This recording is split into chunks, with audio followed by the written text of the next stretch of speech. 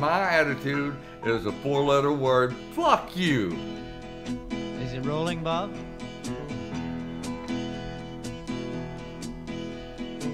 Through John Hammond and Bob Mercy, I got Simon and Dylan. And I started laughing. Dylan said, "What you laughing at?" I said, "I found this piece of paper and Al Cover told me you made 22 takes." He said, "What's wrong with that?" I said, "Nothing. I just thought that with you would do one take and that would be it." And they came over to me and they said, "You ever mention Nashville again to Bob Dylan, you're fired." I walked into Paul Simon. I told him I never cared much about Artie, and I thought Paul's overdubs would have been better. Told him the same thing that I told Dylan. Your studio and your musicians and your life, it's your command. Not the command of somebody saying, "I don't like that" at the singles meeting. He wanted to name me Sue. He didn't do A Boy Named Sue in Folsom, he did it in San Quentin. Cash said, "It's all off." I said, "What's the matter?" Said CBS found out about it and said it was the worst idea in the world and it would ruin my career and I couldn't do it.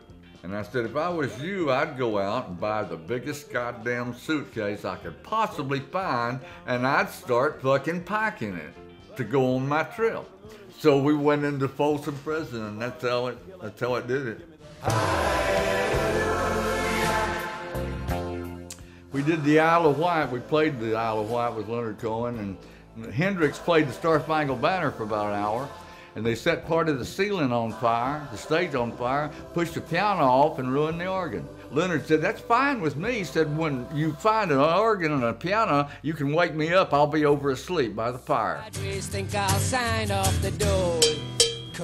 "I got a group called Lindisfarne, and if you get them on the charts," he said, "I have a castle." And he said, "I'll make it at your disposal for 6 months if you'll get them at 99. That's all I need is 99 to start it." So I went over and made an album with Dingley Dell, and they knocked the Beatles out in February of #1. Jimmy Cliff called me one time and asked me if I'd come down to Kingston and do his record. He said he asked Jerry Wexler and everybody else, and they said they'd come to the Bahamas, they wouldn't come to Kingston because they were having the revolution. I said, "Yeah, I'll fucking come down there and work with you." I loved him. Something changed his mind around.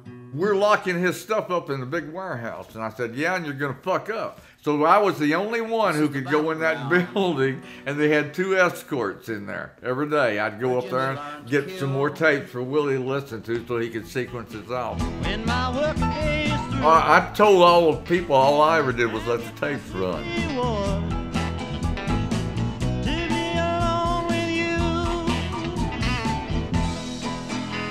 It isn't all I ever did, but that's what I said.